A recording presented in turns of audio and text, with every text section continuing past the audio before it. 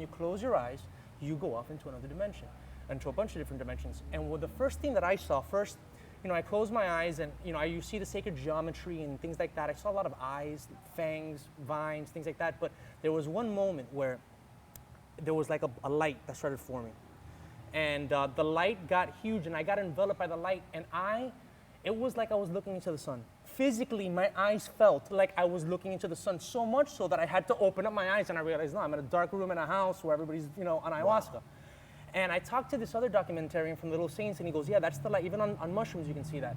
That's the light that people see when they're, about to die. And it wasn't scary.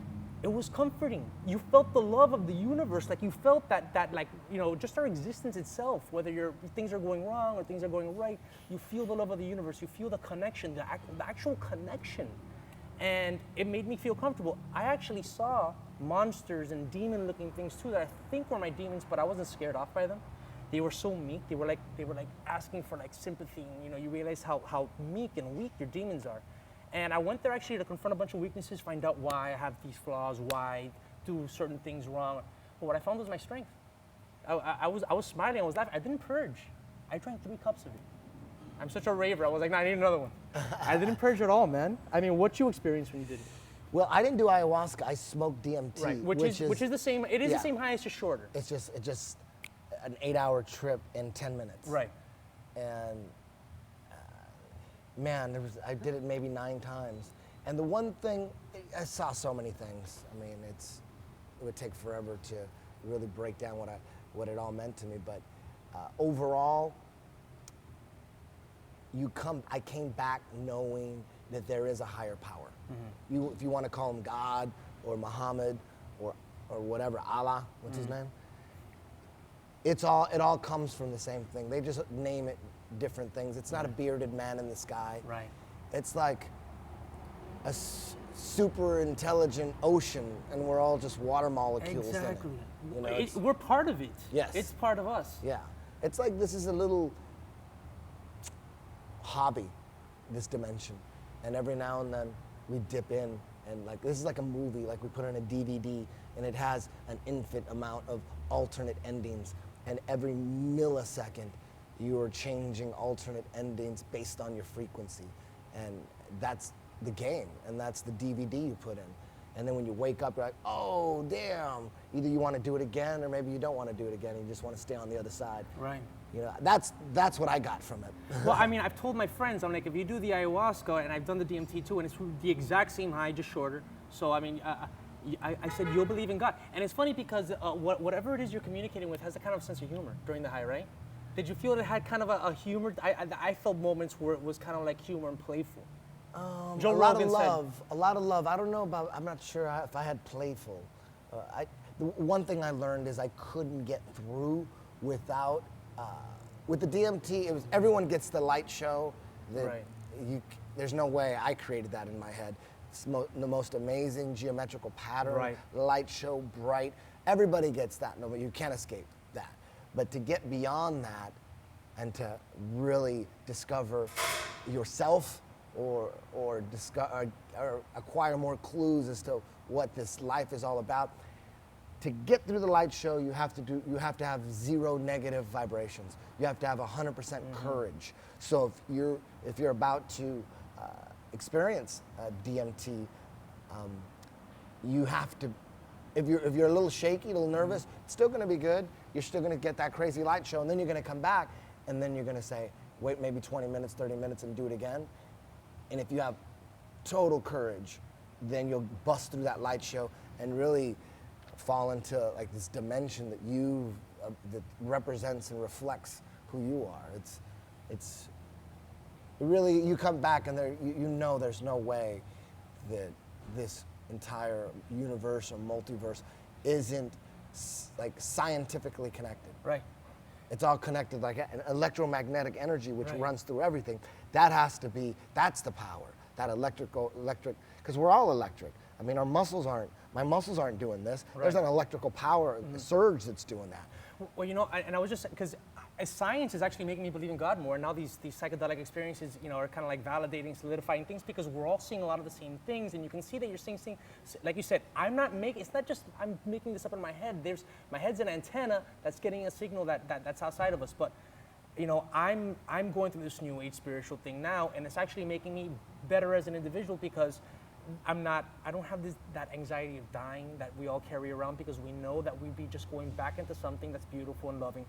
You talk about energy. Science is proving so many things that kind of seems divine. Even if you look at the Big Bang and see, pure energy that the universe, became, and the fact that scientists even say our universe has a little bit more positive energy than negative energy. It has a little bit more matter than antimatter. That's why we're not canceled out. Doesn't that seem divine to you? Doesn't it seem like we're a reflection of that? Yeah. So I really appreciate that this point of view that you have. Enlightened spiritual really permeates everything you do, including something like competitive jiu-jitsu. It's crazy. It really is. I really believe that the way to master life is mastering, appreciating your life. If you could really appreciate your life, not just say it, but every day remind yourself. And if you could really feel like if you switch lives right now with, because you're a TV host, but really easily you could be depressed. Right.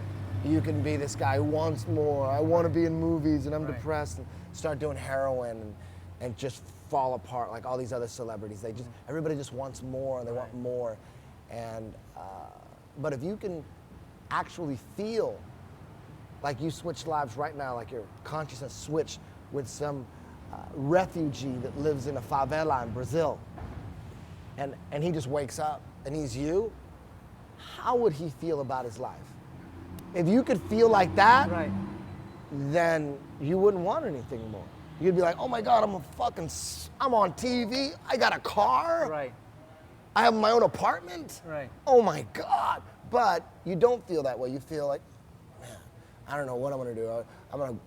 Hollywood sucks, man. It's just like, so everyone's just closing their doors on me, But meanwhile, you don't even realize you're already a superstar. Even if you're not on TV, even if you're just living in the United States, you're still a rock star. You understand? If you're a homeless guy in LA, it's still better than living in a favela. Dude, people gotta come and just listen to you. That's why people need to listen to Eddie Bravo Radio and plug in your podcast. This conversation makes me feel better about life, about my life, and then life in general. The good news is, for everybody, you're a rock star. You just got to realize it. And when you do realize it, you actually start to vibrate in the frequency of the universe. My theory, of course. Mm-hmm. So when you actually feel that a real appreciation, not like, yeah, I appreciate my life, but like, oh, you get that rush, like, oh my God, my life is so awesome. You would get that rush if all of a sudden you got arrested and got framed and put in jail, and your lawyer was saying, dude, it's looking like 25 years in prison. Right away, your life would be amazing. Right there. You wouldn't need to switch lives with someone with some consciousness technology. Just bam, go to jail. And your life, and then the day you come out, let's just say you got framed for murder and it looks really bad, but then you got acquitted and you got let out. That day you come out, oh, that feeling. If you could get that feeling. You didn't even gain anything. You didn't even get any money. All you did is avoid some shit. Mm-hmm. And you will love your life so much. Mm-hmm. If you can get there without prison, that is the frequency that you're supposed to be at. When you can get there, and you got to remind yourself every day. It's like training. It's like jujitsu. It's like, oh, I already know how to punch. Why do I keep punching? You got to stay sharp. Slowly, your skills will erode. So the art of appreciation is like a martial art. You have to practice every day. Whether it's writing everything down. Got a list. Why should I be really happy right now? Well, I'm on a TV show. I'm a good-looking guy. My penis is fairly large. You know what I'm saying? Hey. So if you got to do that, you do that. Then after that, you're like, oh, of course, I'm a fucking idiot if I'm depressed. Don't be that idiot and be depressed when you have everything. Don't be that dude. Right. Listen, you know what? I get so much out of conversations like this with this guy. Keep talking like this, and I think we're gonna have to describe you as some sort of enlightened prophet. I don't know, man. But keep on rocking, man. Thanks a lot, dude. Thank you, man. Thank you, man. Awesome. Dude, that's awesome, man.